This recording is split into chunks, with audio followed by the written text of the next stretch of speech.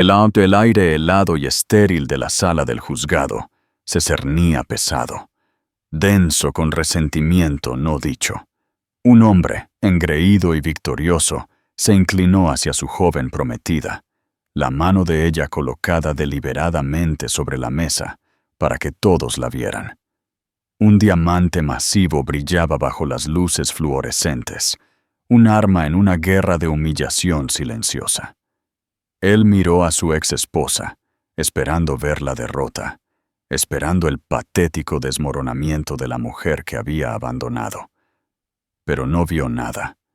Lo que él no sabía era que el verdadero drama no trataba del pasado que destruyó, sino del futuro que ella había construido silenciosamente. Un futuro tan espectacular que estaba a punto de hacer que su mezquina exhibición pareciera un juego de niños y dejaría a toda la sala del tribunal, incluyendo a la jueza, completamente sin palabras. Antes de que te sumerjas en esta increíble historia de redención, por favor, dale me gusta a este video.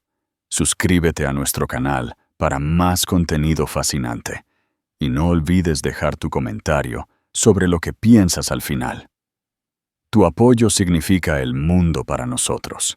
Los procedimientos de divorcio de Isabela Vargas y Ricardo Montes, número de expediente 734, estaban destinados a ser un asunto tranquilo y sin ceremonias. El final de un matrimonio de 12 años, diseccionado y dividido bajo la mirada indiferente del Estado. Pero Ricardo Montes tenía otros planes. Para él, esto no era un final, era una vuelta de honor. Se sentó en la mesa del demandado, la viva imagen del éxito pulcro. Su traje brioni de carbón era lo suficientemente elegante como para cortar la tensión en la sala. Su corbata plateada, anudada con precisión. Junto a él no estaba su abogada, sino su prometida, Valeria Solís. Ella era todo lo que Isabela no era, una década más joven, con un cabello rubio profesionalmente teñido que caía en cascada sobre los hombros de un ajustado vestido rosa palo. Era un testimonio vivo y respirante de la supuesta mejora de Ricardo. Isabela se sentó frente a ellos, una figura solitaria, en un modesto vestido azul marino. Su postura era recta, sus manos entrelazadas en su regazo, su expresión una cuidadosa máscara de neutralidad. Su abogada, una mujer astuta llamada licenciada Elena Rojas, ocasionalmente tomaba notas, con el rostro impasible. Pero Isabela podía sentir las miradas sobre ella. No solo las miradas curiosas de las pocas personas en la galería, sino la mirada penetrante y condescendiente del hombre al que una vez había prometido amar por la eternidad. «Señor Montes, señorita Vargas», comenzó la jueza Carmen Durán, su voz un barítono bajo y cansado, que había presidido miles de tragedias domésticas. «Estamos aquí para finalizar la división de bienes y la pensión compensatoria. Sus finanzas han sido presentadas, las de la señorita Vargas también. Parece haber una disparidad significativa». Ricardo sonrió, una sutil y depredadora curva de sus labios. Se inclinó hacia su abogado, el señor Prieto, un hombre cuyo cabello engominado parecía reflejar el encanto aceitoso de su cliente. Intercambiaron un murmullo de confianza antes de que Prieto se pusiera de pie. «Su señoría», comenzó Prieto, su voz resonando con una gravedad fabricada. «Mi cliente, el señor Montes, ha sido más que generoso. Ha accedido a dejar que la señorita Vargas conserve el sedán de 2018, sus efectos personales, y ha ofrecido una compensación única de 50.000 euros. Dado que la señorita Vargas no tiene hijos, ni hipoteca que mantener en el hogar conyugal que se está vendiendo, y francamente, ninguna perspectiva profesional significativa, creemos que esta es una oferta excepcionalmente justa». Cada palabra era un dardo cuidadosamente apuntado. Ninguna perspectiva profesional significativa.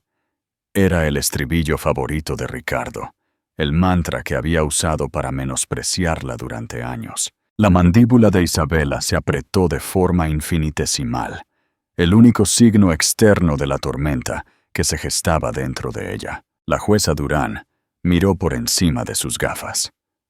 50.000 euros. Después de un matrimonio de 12 años, donde la señorita Vargas fue la principal ama de casa, renunciando a su carrera para apoyar los proyectos empresariales del señor Montes, un negocio que él construyó desde cero, su señoría, replicó Prieto con suavidad. La señorita Vargas disfrutó de un estilo de vida muy cómodo. Mi cliente cree que este acuerdo le proporcionará margen más que suficiente para ponerse de pie de nuevo. Fue entonces cuando Ricardo hizo su jugada.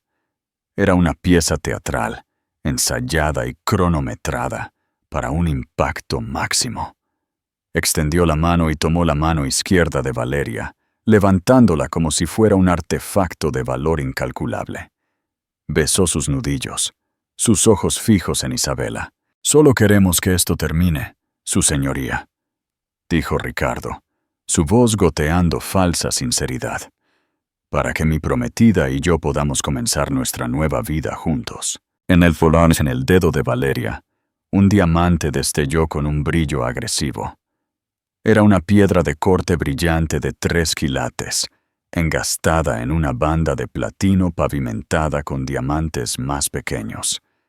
Era ruidoso, ostentoso e innegablemente caro. Gritaba, «¡Dinero nuevo! ¡Y mírame!».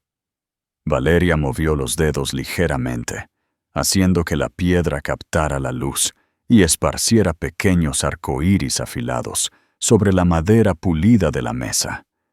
Una pequeña sonrisa de satisfacción se dibujó en sus labios.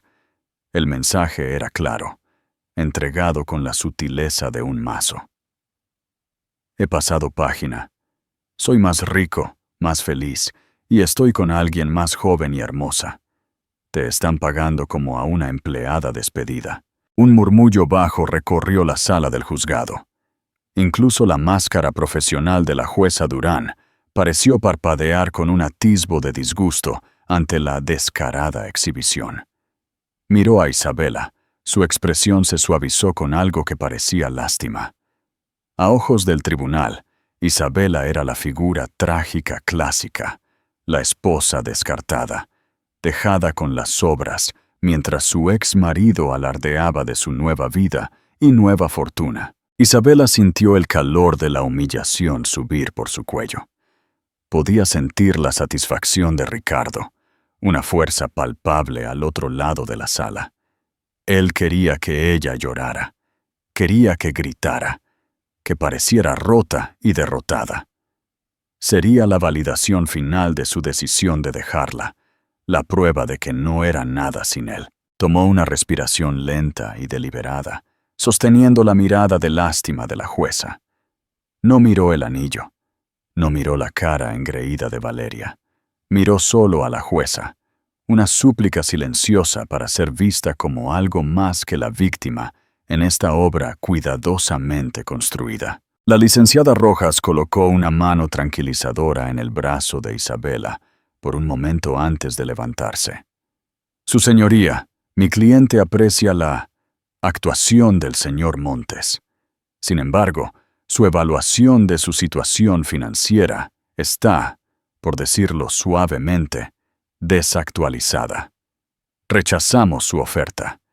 De hecho, retiraremos por completo nuestra solicitud de pensión compensatoria». La sala quedó en silencio. La sonrisa de Ricardo vaciló, reemplazada por un atisbo de confusión. El señor Prieto parpadeó, descolocado. ¿Por qué retiraría la solicitud? Era la única ventaja que tenía. La jueza Durán se inclinó. Su interés se avivó.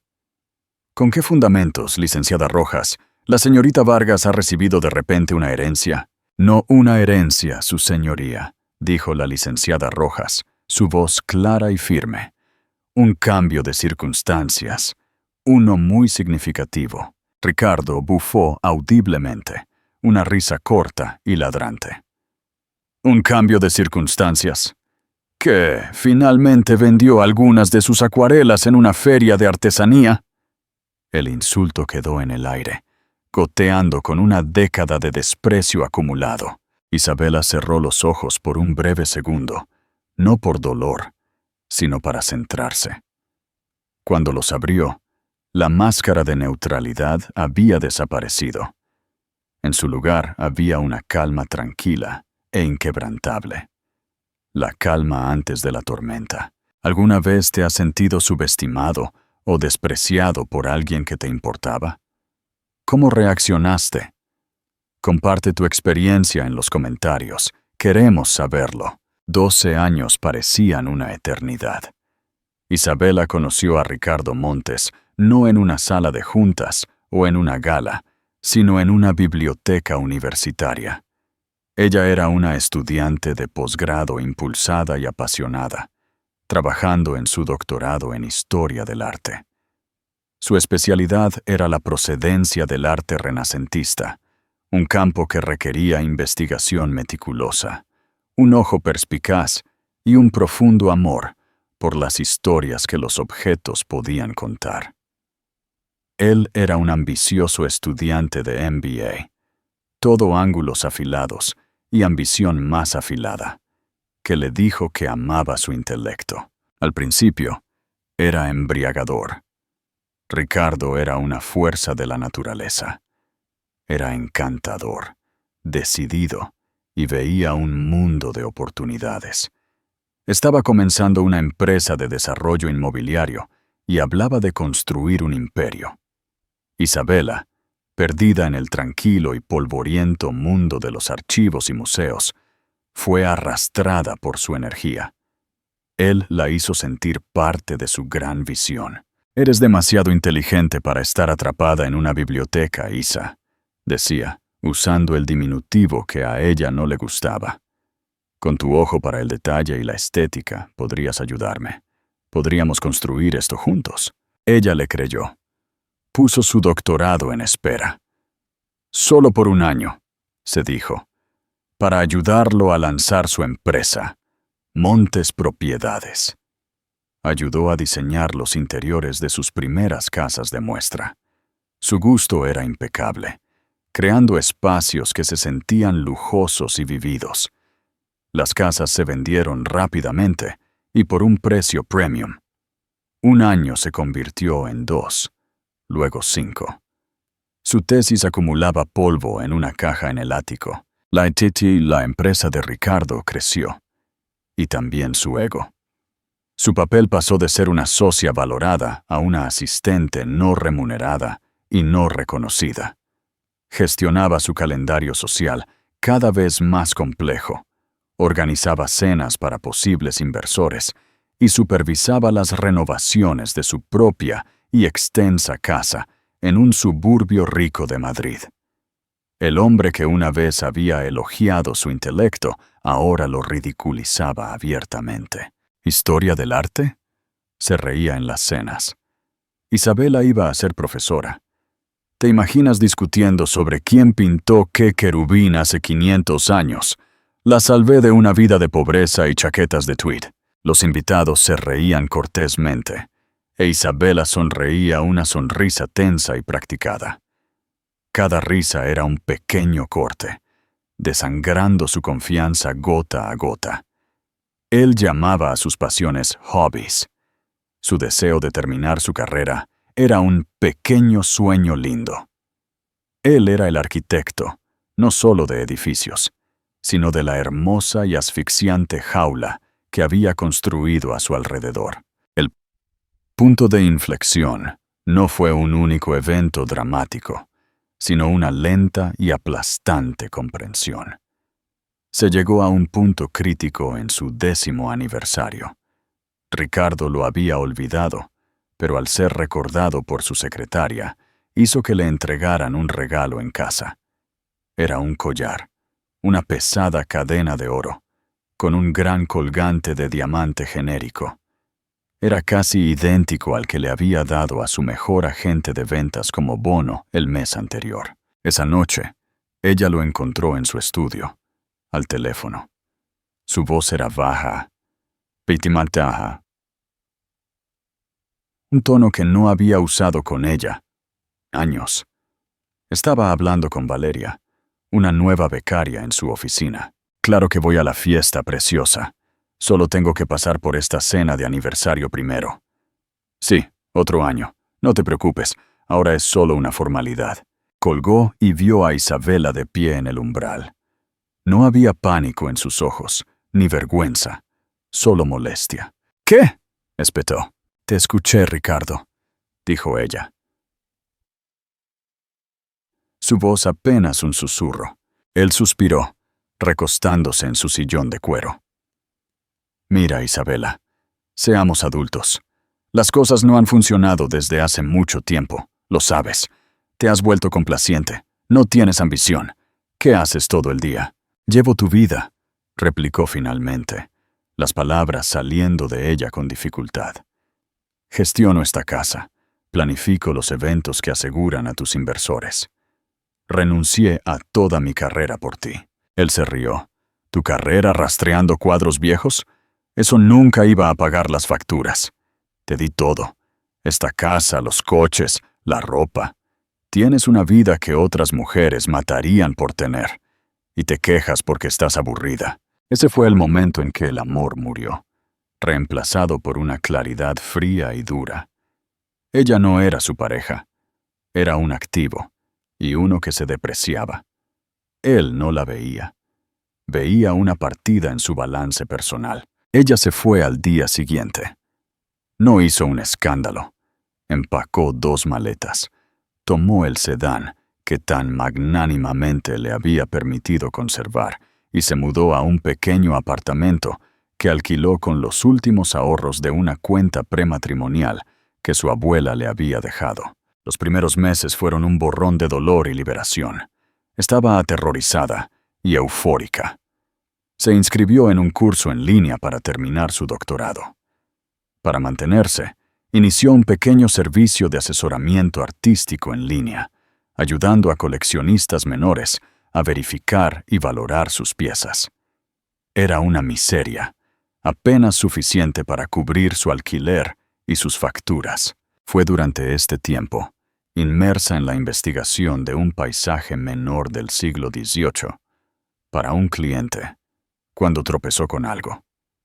Un artículo en una oscura revista académica de años atrás, escrito por una académica entonces desconocida, que proponía un nuevo método radical para identificar los dibujos subyacentes de los maestros del Renacimiento nórdico utilizando imágenes multiespectrales. El nombre de la académica era Isabela Vargas. Era un trabajo que había escrito para un seminario de posgrado, un trabajo que Ricardo una vez había llamado un ejercicio académico inútil. Por capricho, actualizó el trabajo con nuevas investigaciones y datos a los que tuvo acceso a través del portal en línea de su universidad. Lo publicó en algunos foros académicos y en su modesta página web profesional, sin darle importancia. Eso fue hace 6 meses. 6 meses antes de encontrarse en una sala de tribunal, escuchando a ese mismo hombre declararla inútil para el mundo, mientras él se preparaba para poner un anillo ostentoso en el dedo de la mujer que había ayudado a desmantelar su vida. Él creía conocer su historia. Él creía haber escrito el capítulo final. No tenía idea de que ella había comenzado un libro completamente nuevo. De vuelta en la sala del tribunal, la jueza Durán se ajustó la toga, su mirada aguda y concentrada. Un cambio de circunstancias, licenciada Rojas. Por favor, ilumíneme. Ricardo se reclinó en su silla, cruzando los brazos. Le susurró algo a Valeria, quien se rió, cubriéndose la boca con la mano que lucía el ostentoso anillo. Parecían 2 matones de instituto, confiados en su posición social, listos para burlarse de la chica nerd. La licenciada Rojas caminó tranquilamente hacia su mesa y recogió una única carpeta impecable. Su señoría, el señor Prieto, en nombre de su cliente, ha pintado una imagen de la señorita Vargas como una mujer sin perspectivas, completamente dependiente de la pasada generosidad del señor Montes. Afirma que sus actividades son meros pasatiempos y que no tiene potencial de ingresos. Hizo una pausa, dejando que las palabras flotaran en el aire. Esto es, y elijo mis palabras con cuidado, una base de mentiras construida sobre el colosal ego del señor Montes y su deliberada supresión de la carrera de mi cliente durante los últimos 12 años. El señor Prieto se puso de pie de un salto. Objeción. La abogada está difamando el carácter de mi cliente. No es una difamación si es la verdad, señor Prieto, dijo la jueza Durán, secamente, haciéndole un gesto para que se sentara. Continúe, licenciada Rojas, pero vaya al grano. Mi punto, su señoría, es que mi cliente no está desempleada, no está sin rumbo. Durante los últimos 6 meses, la señorita Vargas ha estado operando su propia y altamente especializada firma de consultoría, Vargas Provenance y asesoría. Ricardo soltó otra risa corta y despectiva. Un pequeño negocio online. Vi el sitio web. Parece un proyecto de instituto.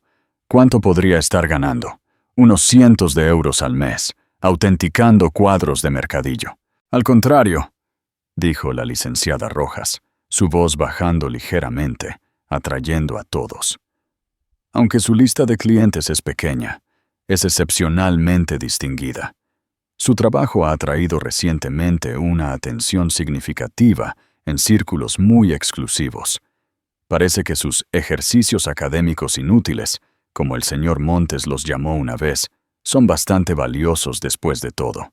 Isabela permaneció inmóvil, sus ojos fijos en la licenciada Rojas. Estaba sucediendo. El trabajo tranquilo, las noches solitarias pasadas en su pequeño apartamento, rodeada de libros y archivos digitales, estaba a punto de ser expuesto a la dura luz de esta sala del tribunal. Una parte de ella estaba aterrorizada, pero una parte más fuerte sintió una oleada de poder justificado. La licenciada Rojas continuó. Debido a este éxito y a un desarrollo personal muy positivo reciente en su vida, la señorita Vargas ya no requiere ni desea ningún vínculo financiero con el señor Montes. Por lo tanto, retiramos nuestra demanda de pensión compensatoria.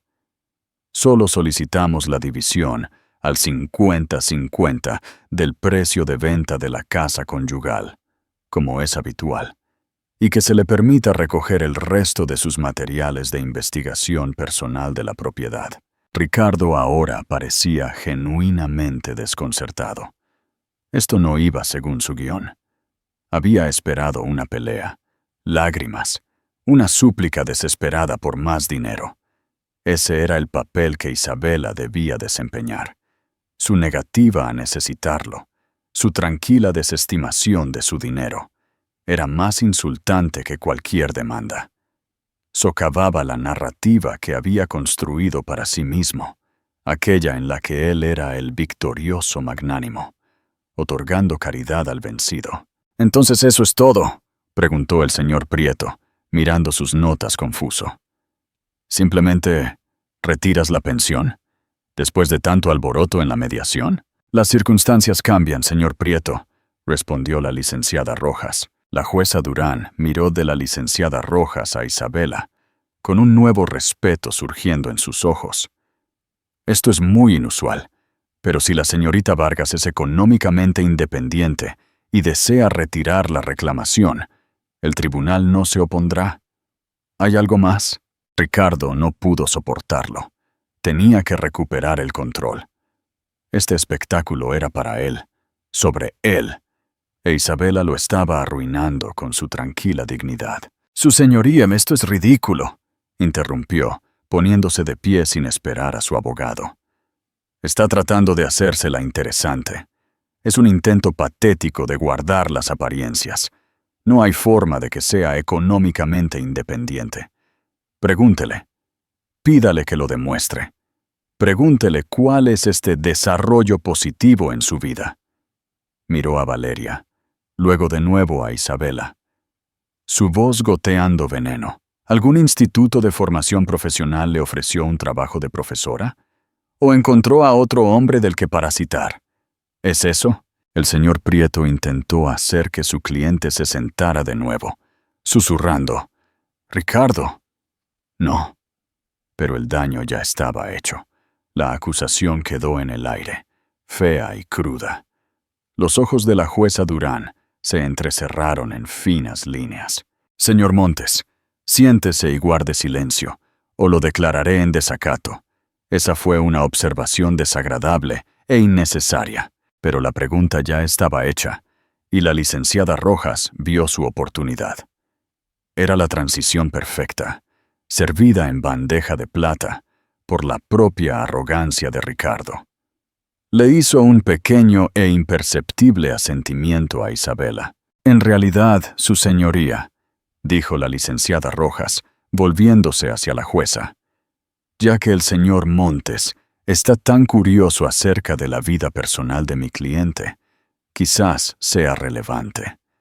El desarrollo positivo al que me referí es, de hecho, personal. La señorita Vargas se comprometió recientemente». Una ola de sorpresa recorrió la sala. ¿Comprometida? Isabela Vargas, la mujer tranquila y sin gracia que Ricardo había desechado. El rostro de Ricardo era una máscara de incredulidad, que rápidamente se transformó en diversión. Se imaginó a algún profesor triste y solitario, o a un artista en apuros. Se inclinó hacia Valeria y susurró, lo suficientemente alto como para que las primeras filas escucharan, probablemente con su gato. Valeria soltó una risita aguda. Volvió a levantar su propia mano, admirando su diamante, como queriendo decir, ningún anillo podría competir con este. ¿Un compromiso?, repitió la jueza Durán, intrigada. Enhorabuena, señorita Vargas. Isabela hizo un ligero y agradecido asentimiento. Sí. Y es este compromiso el que solidifica su futuro financiero, haciendo que cualquier apoyo del señor Montes sea completamente redundante, afirmó la licenciada Rojas. Oh, aquí vamos, murmuró Ricardo, poniendo los ojos en blanco. Encontró a otro tonto que le pague las facturas. La licenciada Rojas lo ignoró, con la mirada fija en la jueza. El señor Montes ha hecho una exhibición de su propio anillo de compromiso, un símbolo de su éxito. Él cree. Quizás este sería un momento apropiado para que la señorita Vargas, le mostrara al tribunal el símbolo de su propio nuevo comienzo. Todos los ojos se volvieron hacia las manos de Isabela, que aún estaban recatadamente entrelazadas en su regazo. Estaban desnudas, salvo por una sencilla y fina banda plateada en su mano derecha, que había llevado durante años. No había anillo de compromiso. La sonrisa de Ricardo regresó, más amplia y más cruel que nunca. ¿Qué pasa, Isa? ¿El anillo es demasiado pequeño para verlo desde aquí? ¿Es de papel de aluminio? Isabela mantuvo su mirada. La calma seguía ahí, pero ahora tenía un borde de acero. Lenta y deliberadamente, metió la mano en el sencillo bolso de cuero a sus pies. La sala estaba tan silenciosa que se oyó el leve clic del broche del bolso al abrirse. Sus movimientos fueron sin prisas, elegantes. Ya no era la demandada en su obra, era la protagonista de la suya. Retiró la mano y toda la sala, por un segundo colectivo, simplemente dejó de respirar. No era un anillo, era una revelación. Descansando en la palma de la mano de Isabela, no había una pieza de joyería, sino una pieza de historia. No estaba diseñada para gritar, sino para cautivar. En su centro no había un diamante, sino un zafiro. Era un zafiro Padparadscha, una piedra tan rara que oscila entre el rosa y el naranja, capturando el color imposible de una flor de loto al atardecer. La gema era fácilmente de 5 o 6 quilates, de talla cojín, con un fuego que parecía arder desde dentro. No era un corte moderno y llamativo, era un corte más antiguo y profundo, que hablaba de legado y atemporalidad. La piedra estaba flanqueada por 2 diamantes de talla antigua, en forma de pera y exquisitamente claros, pero eran meros acompañantes del regio zafiro. El engaste en sí no era platino brillante y estéril, sino el brillo cálido y suave del oro rosa, intrincadamente trabajado con un diseño de filigrana que era claramente artesanal, claramente vintage. Era un anillo que pertenecía a un museo, un anillo que susurraba historias de herederas de la Edad Dorada y realeza europea. Comparado con esto, el masivo diamante de Valeria de repente parecía común, ruidoso, una baratija comprada en un catálogo de lujo moderno. El anillo de Isabela era un artefacto. Era arte. Isabela, lenta y graciosamente, deslizó el anillo en el cuarto dedo de su mano izquierda. Le quedó perfecto. Parecía haber sido forjado para ella. No lo alardeó. No movió los dedos, ni lo inclinó hacia la luz. Simplemente colocó su mano sobre la mesa frente a ella, la magnífica gema brillando con un poder tranquilo y seguro que llenó toda la sala. Un jadeo colectivo recorrió la galería. La mandíbula del señor Prieto se desencajó. El bronceado profesionalmente aplicado de Valeria Solís pareció palidecer. Sus ojos se fijaron en la mano de Isabela, la suya de repente pareciendo chillona y barata. Pero la reacción más significativa provino del estrado. La jueza Carmen Durán, una mujer que había visto a mafiosos, multimillonarios y celebridades pasar por su sala, una mujer conocida por su inquebrantable compostura, se inclinó. Sus ojos se abrieron y soltó una pequeña, aguda e involuntaria inspiración. El sonido fue audible en la sala silenciosa. No solo estaba mirando el tamaño o el valor, era una estudiante de Derecho y de Historia, y reconoció la importancia cuando la vio. «Dios mío», murmuró casi para sí misma. Ricardo Montes la miró fijamente, su rostro un cuadro cómico de confusión, incredulidad y un horror creciente. El color se le escurrió del rostro. Él conocía las joyas, conocía los símbolos de estatus, y sabía, con una certeza nauseabunda que le subía por el estómago, que el anillo en el dedo de Isabela estaba en un universo diferente al que él había comprado para Valeria. No era solo más caro. Era de un mundo de riqueza diferente, un mundo de legado y poder que él ni siquiera podía tocar. ¿Qué es eso?», balbuceó, las palabras atascadas en su garganta. La licenciada Rojas sonrió, una sonrisa fina y triunfal. «Ese, señor Montes, es el zafiro de la fuente. Fue visto públicamente por última vez en una subasta de Christie's en 1965, cuando fue adquirido por la familia Ferrer». «Ferrer». El nombre cayó en la sala del tribunal como un trueno. Era un nombre que no necesitaba presentación. No era solo rico. Era una dinastía. Tecnología. Transporte marítimo. Arte. Filantropía. Los Ferrer eran notoriamente reservados, su riqueza tan vasta y antigua que era casi mítica. No aparecían en las columnas de chismes. Financiaban departamentos universitarios enteros y poseían islas privadas. «El prometido de la señorita Vargas», anunció la licenciada Rojas, su voz resonando con finalidad. «Es el señor Alejandro Ferrer». Silencio. Un silencio. Profundo y resonante. Alejandro Ferrer. El recluso director del Imperio Ferrer.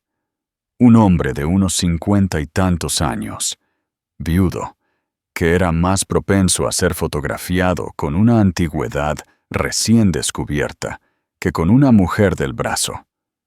Era una leyenda, una figura de inmenso poder silencioso.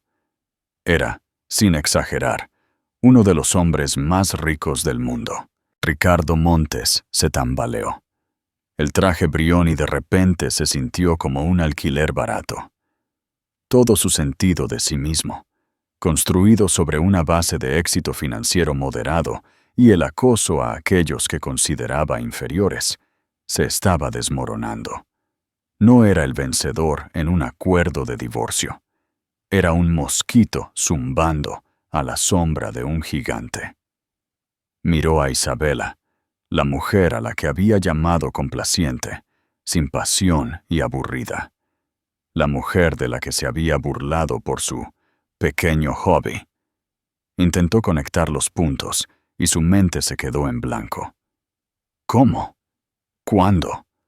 ¿Por qué la jueza La jueza había recuperado la compostura, pero sus ojos seguían volviendo al anillo, y luego a Isabela, con una mirada de reevaluación total. Ya no veía a una esposa agraviada. Veía a una mujer que de alguna manera había ascendido imposiblemente a los más altos escalones de la sociedad. «Bueno», dijo la jueza Durán, su voz teñida de un respeto nuevo y profundo. «Eso ciertamente aclara el asunto de la pensión compensatoria». Se aclaró la garganta, mirando los papeles de su escritorio como si los viera por primera vez. «Dada esta información, el tribunal acepta la retirada de la solicitud de pensión compensatoria de la señorita Vargas. El acuerdo se llevará a cabo basándose en la división estándar al 50% de los bienes conyugales acumulados durante el matrimonio, principalmente la venta de la casa. ¿Hay otros asuntos?».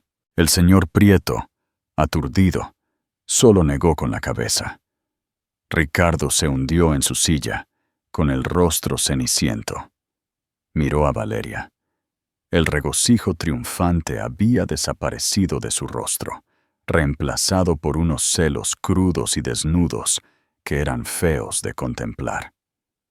Ella miraba el anillo de Isabela, luego el suyo, y el cálculo era evidente.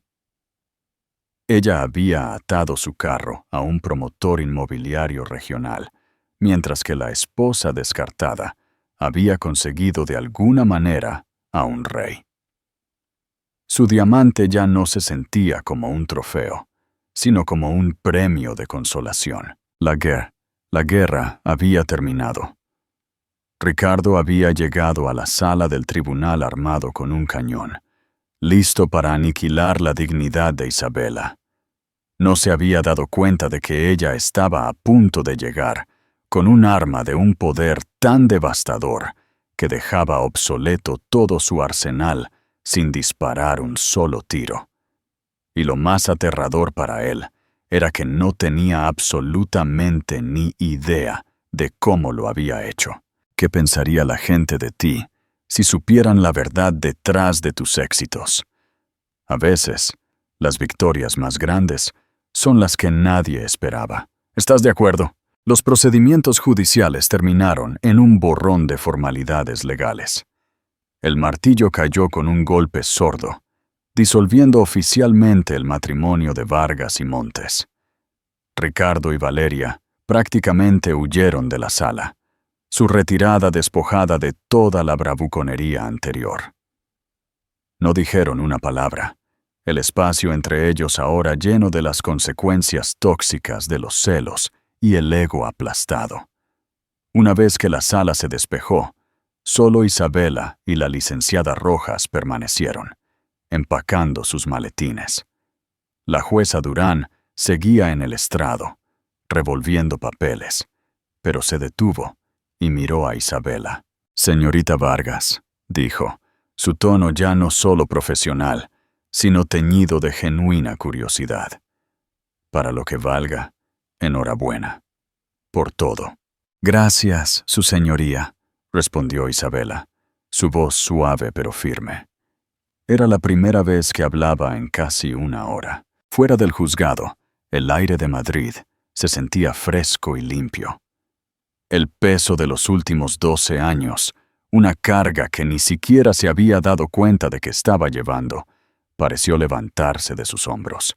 «Estuviste brillante, licenciada Rojas», dijo Isabela, volviéndose hacia su abogada. «Solo presenté los hechos», sonrió la licenciada Rojas. «Tú hiciste todo el trabajo duro. La cara de Ricardo Montes es una imagen que atesoraré durante mucho tiempo». Un coche de lujo negro, elegante y discreto, se detuvo en la acera. El conductor, un hombre con una actitud tranquila y profesional, salió y le abrió la puerta trasera. Esto, también, estaba a un mundo de distancia de los llamativos deportivos que Ricardo prefería. Era sobrio, seguro y confiado. Cuando Isabela estaba a punto de subir, una voz ahogada por la rabia y la incredulidad la llamó por su nombre. «¡Isabela!». Ella se giró. Era Ricardo. Claramente había enviado a Valeria lejos y había regresado, con el rostro un desorden de confusión y furia. «¿Cómo?», exigió, caminando directamente hacia ella, su voz baja e intensa. «Solo dime cómo. ¿Lo conociste en alguna gala benéfica? ¿Lo casaste? ¿Le mentiste sobre quién eras?». Las acusaciones eran patéticas. El pataleo desesperado de un hombre cuya visión del mundo se había hecho añicos. No podía concebir una realidad en la que ella hubiera ganado esto. Tenía que ser un truco, una seducción, una mentira. Isabela miró al hombre que una vez había amado. No sintió ira, ni odio. Por primera vez, sintió solo una profunda y genuina lástima. Estaba tan atrapado en su mundo de relaciones transaccionales y símbolos de estatus que no podía ver la verdad, incluso si estaba justo frente a él. «¿De verdad quieres saber, Ricardo?», preguntó ella, su voz tranquila. «Sí, merezco saberlo». «No, no mereces nada», lo corrigió ella suavemente. «Pero te lo diré de todos modos. No lo conocí en una fiesta. Nunca he estado en una de sus galas. Él me contactó». Ricardo la miró fijamente. «¿Te contactó? ¿Por qué?». «Él es un coleccionista. Ricardo, es su pasión privada. Él posee una de las colecciones privadas de arte renacentista más importantes del mundo. Y hace 6 meses estaba en una disputa con una importante casa de subastas sobre la atribución de un cuadro que planeaba adquirir, una pieza del taller de Jan van Eyck». Ella lo dejó asimilar. El rostro de Ricardo permaneció en blanco. El nombre no le significaba nada. «Los expertos de la casa de subastas tenían una opinión», continuó Isabela. «Alejandro tenía su propia teoría. Mientras su equipo investigaba, uno de sus jóvenes historiadores de arte encontró un trabajo en un oscuro foro académico. Un trabajo que proponía una nueva metodología para identificar los dibujos subyacentes utilizando imágenes multiespectrales, demostrando que ciertas pinceladas y pigmentos previamente atribuidos al maestro eran, de hecho, de su principal aprendiz. El reconocimiento, tenue al principio, luego horriblemente brillante, amaneció en los ojos de Ricardo. «El trabajo», dijo Isabela, «fue uno que escribí en la universidad, el que me dijiste que era un ejercicio académico inútil que debía tirar. Lo actualicé y lo publiqué en línea. Alejandro lo leyó. Dijo que era la pieza de erudición artística más brillante y original que había leído en 20 años. Voló a todo su equipo a su finca en Andalucía para una reunión, y me voló a mí con ellos».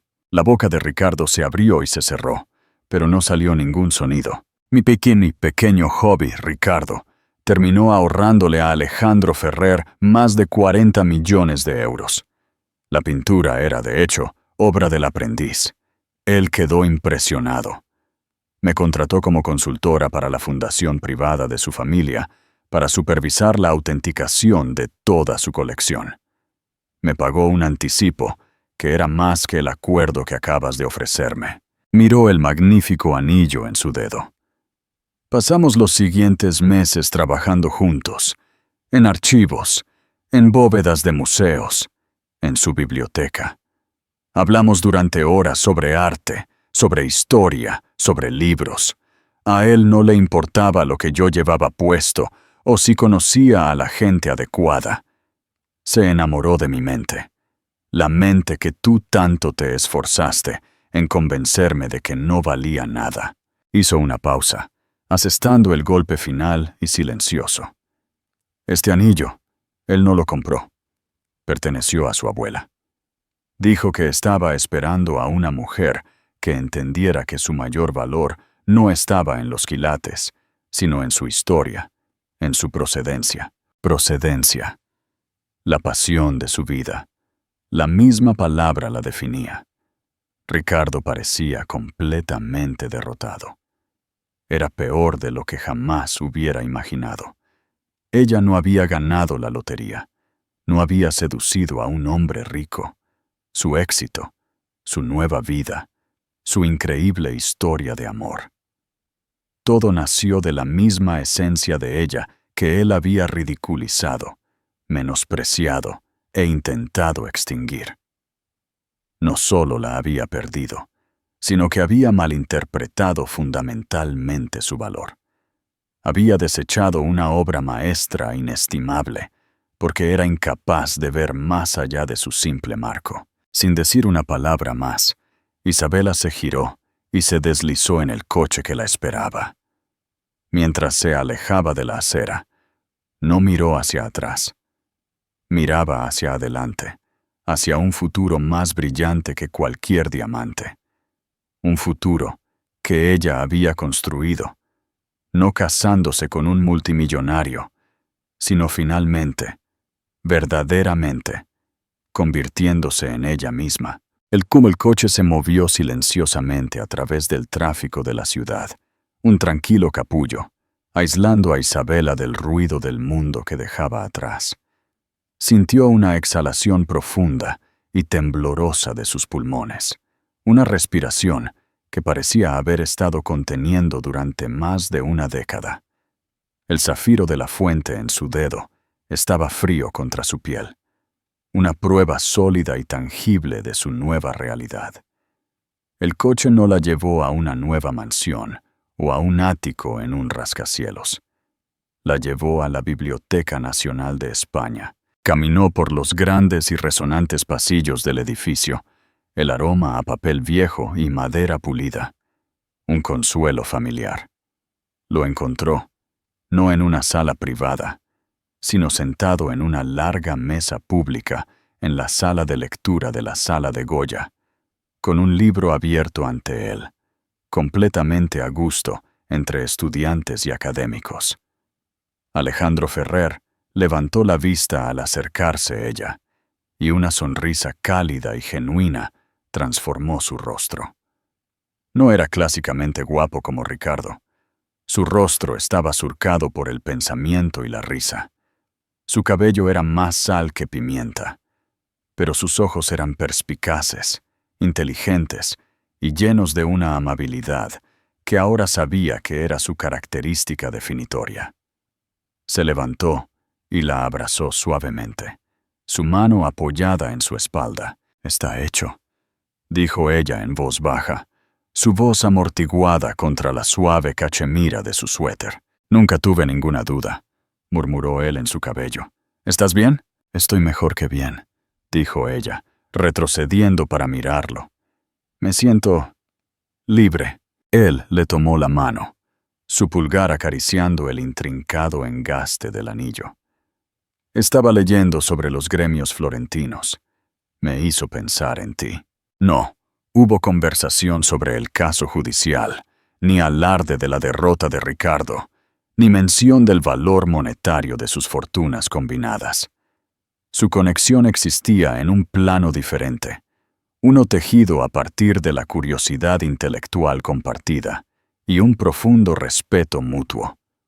Él no la había rescatado, la había reconocido.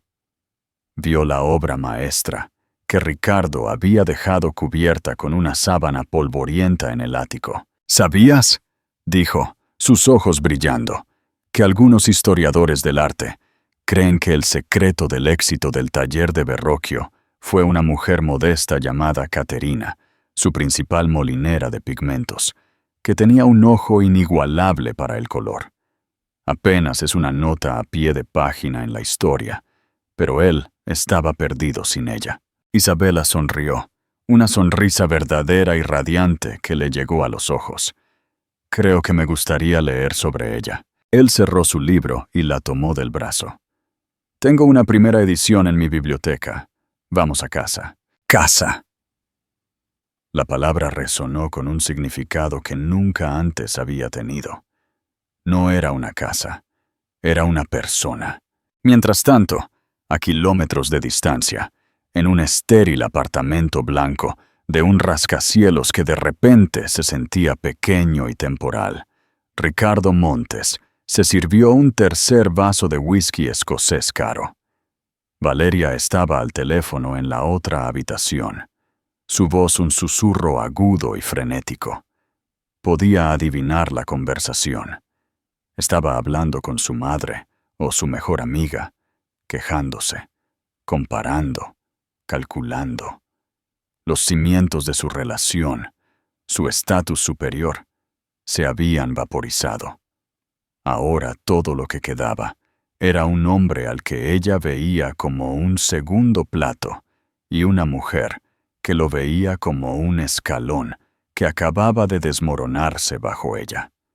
Él agitó el líquido ámbar en su vaso, el reflejo de las luces de la ciudad, distorsionándose y retorciéndose. Pensó en Isabela en la biblioteca, hace tantos años, su rostro iluminado por una lámpara de escritorio, su expresión de intensa concentración y alegría. Él había encontrado esa pasión aburrida. Había tratado de apagarla y reemplazarla con una pasión por su vida, su éxito. Había logrado alejarla, pero había fallado en destruir la cosa que no podía entender. Y al final, esa misma cosa se había convertido en la fuente de un poder y una felicidad tan inmensos que ni siquiera podía comprenderlo.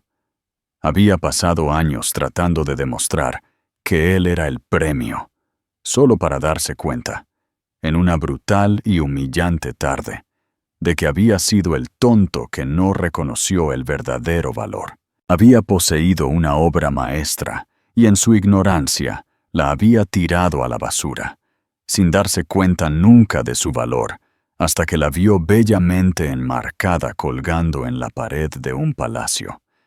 Y supo con una certeza que quemaba más que cualquier whisky que pasaría el resto de su vida, atormentado por el fantasma de ese arte inestimable e invisible. Pasaron 6 meses y las estaciones cambiaron.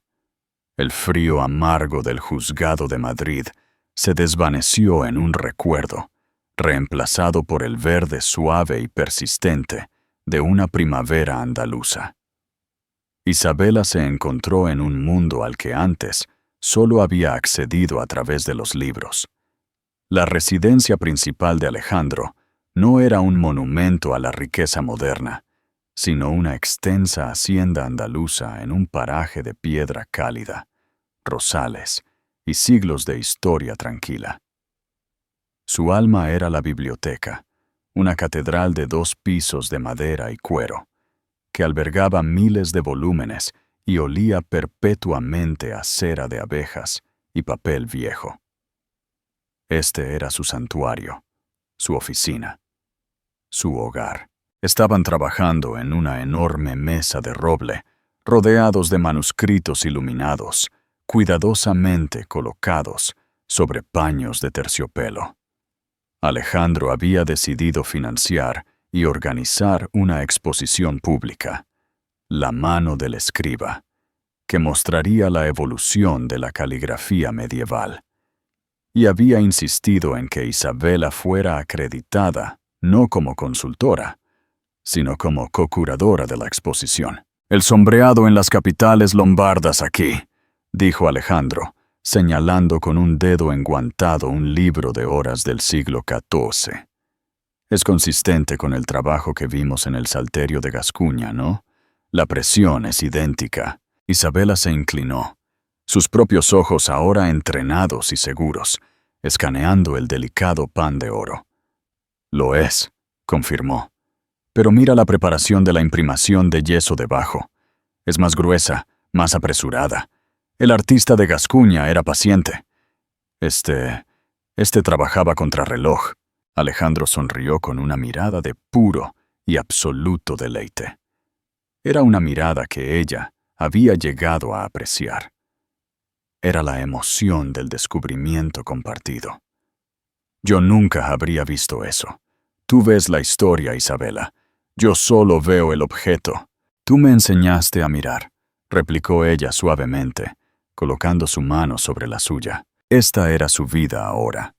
Una asociación tranquila y profunda, construida sobre una fascinación intelectual mutua y un amor profundo y constante. Él le había dado acceso a un mundo de maravillas, pero lo que es más importante, le había dado la confianza y la plataforma para que su propia brillantez brillara. Ella ya no era un personaje secundario en la historia de otra persona. Su asistente, un joven educado llamado David, entró en la biblioteca sin hacer ruido y colocó una tableta en la esquina de la mesa. «Señor Ferrer, esto acaba de llegar para la señorita Vargas. Es de la oficina del vicerrector de la Universidad de Salamanca». La frente de Isabela se arrugó de confusión. Cogió la tableta. Era una carta formal. Una invitación.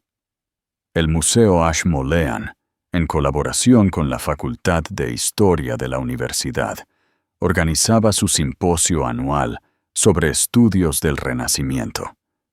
Invitaban formalmente a la doctora Isabela Vargas a ser la oradora principal de este año. Citaban su trabajo innovador y transformador sobre la atribución del Renacimiento nórdico. La respiración se le atascó en la garganta. ¿Oradora principal? ¿En Salamanca? Era el tipo de honor reservado para los titanes de su campo, la culminación de una carrera de toda una vida. Alejandro leyó la carta por encima de su hombro, su brazo alrededor de ella. No dijo: «Estoy tan orgulloso de ti». Dijo: «Tienen suerte de tenerte. Vas a estar brillante». Las lágrimas brotaron de sus ojos, no de tristeza o humillación, sino de una abrumadora y profunda gratitud. Por fin, era completamente vista. Mientras el mundo de Isabela se expandía, el de Ricardo Montes se encogía rápidamente. El shock inicial de la derrota en el juzgado se había convertido en una caída prolongada y agonizante. La relación con Valeria había implosionado pocos días después de la audiencia, en un espectáculo de chirrido de neumáticos e insultos lanzados. «La dejaste humillarte», había gritado Valeria, de pie en medio de su sala de estar minimalista, que ahora se sentía tan fría y vacía como su futuro. Le había arrojado el anillo de diamante de 3 quilates. Había rebotado por el suelo de mármol con un sonido metálico patético. Se suponía que eras el ganador. En cambio, parecías un hombrecito patético a su lado. Su rey.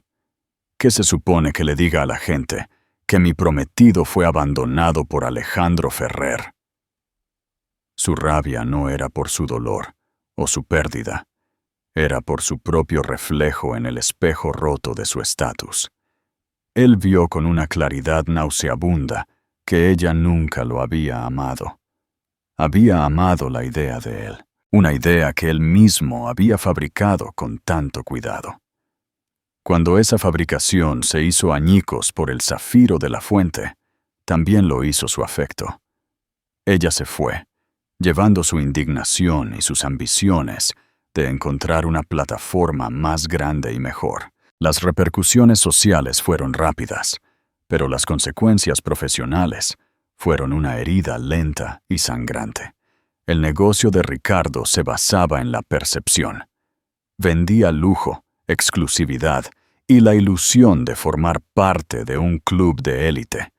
Esa ilusión era ahora un hazme reír. Los susurros lo seguían en los almuerzos de negocios. La historia, demasiado deliciosa para permanecer privada, se había filtrado.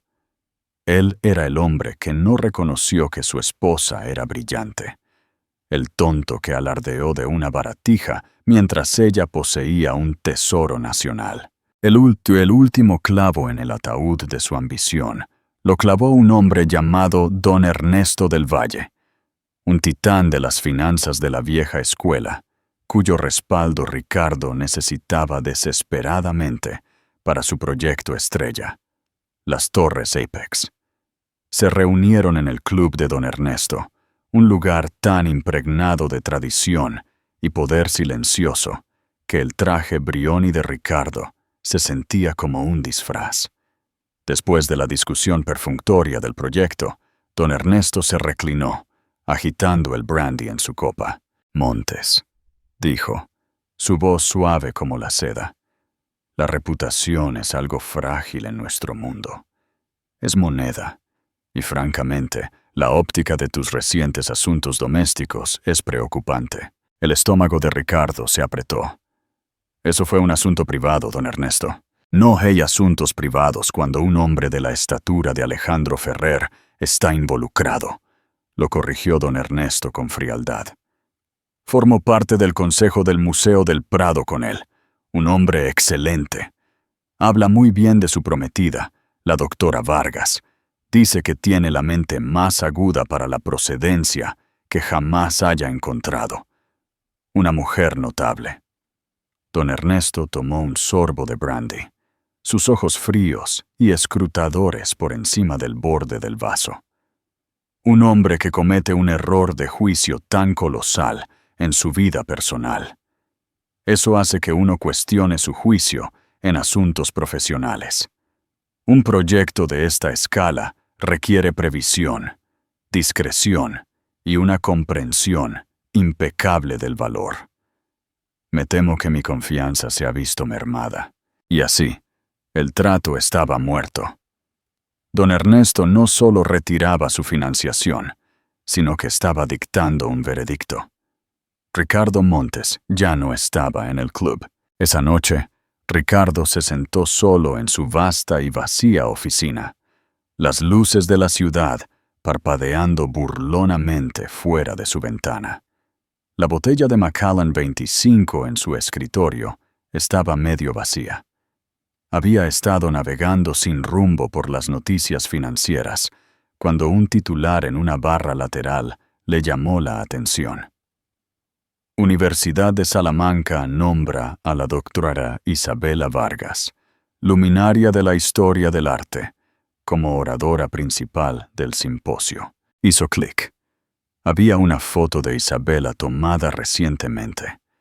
Estaba de pie en una magnífica biblioteca, bañada por el sol, sonriendo. No era la sonrisa tensa y practicada que él recordaba. Esta era genuina, radiante y completamente satisfecha. Parecía más joven, más vibrante y más inteligente de lo que él jamás se había permitido verla. El artículo cantaba sus alabanzas, detallando su investigación revolucionaria y mencionando su estrecha colaboración y su próximo matrimonio con el filántropo Alejandro Ferrer. Leyó las palabras una y otra vez. Luminaria, revolucionaria, brillante. Estas eran las palabras que la gente usaba para describir a la mujer a la que él había llamado complaciente y aburrida. La mujer cuyo intelecto había intentado activamente sofocar bajo una montaña de tareas domésticas y obligaciones sociales. Una ola de náuseas, densa y amarga, le subió por la garganta. No se trataba solo del dinero que había perdido o de la prometida que lo había dejado. Era la aplastante y absoluta finalidad de su propia estupidez. Había estado en un campo de diamantes y se había quejado de que estaba aburrido de las rocas, mientras perseguía un trozo de cuarzo brillante. Toda su identidad se basaba en su supuesta capacidad para detectar el valor en las propiedades, en los mercados, en las personas. Y había fallado en la evaluación más importante de su vida. No solo había perdido a una esposa, él había sido el arquitecto de su propia ruina, ladrillo a ladrillo, por arrogancia. Había intentado construir una jaula para ella, solo para descubrir que él era quien estaba verdaderamente atrapado, aprisionado por sus propios valores superficiales, su patético ego y su monumental e irreversible ignorancia. Miró la foto del rostro sonriente de Isabela, la mujer que había construido un reino a partir de los mismos escombros que él había hecho de su vida. Apagó el monitor, pero su imagen quedó grabada en su mente, dejándolo solo en la oscuridad asfixiante. Amigos, esa es la historia de Isabela Vargas. Es una historia que nos recuerda que el verdadero valor nunca está en el precio del anillo en tu dedo, sino en la pasión de tu alma. Ricardo trató de ganar una guerra de riqueza y estatus, una batalla librada con diamantes y trajes de diseñador, pero perdió espectacularmente porque Isabela estaba librando una guerra completamente diferente, una guerra por su propia identidad. Ella demostró que el activo más poderoso que jamás podrás poseer es aquel que nadie puede quitarte: tu propio intelecto, tu propio espíritu y el coraje de perseguir lo que amas. Su victoria no fue solo conseguir al multimillonario, fue darse cuenta de que ella era el tesoro todo el tiempo. Si esta historia te conmovió, y si crees en el poder de la fuerza tranquila sobre la arrogancia ruidosa, entonces por favor, muestra tu apoyo. Dale me gusta a este video, compártelo con alguien que necesite escucharlo y asegúrate de suscribirte a nuestro canal para más dramas de la vida real que te mantendrán al borde de tu asiento. Gracias por escuchar y hasta la próxima historia.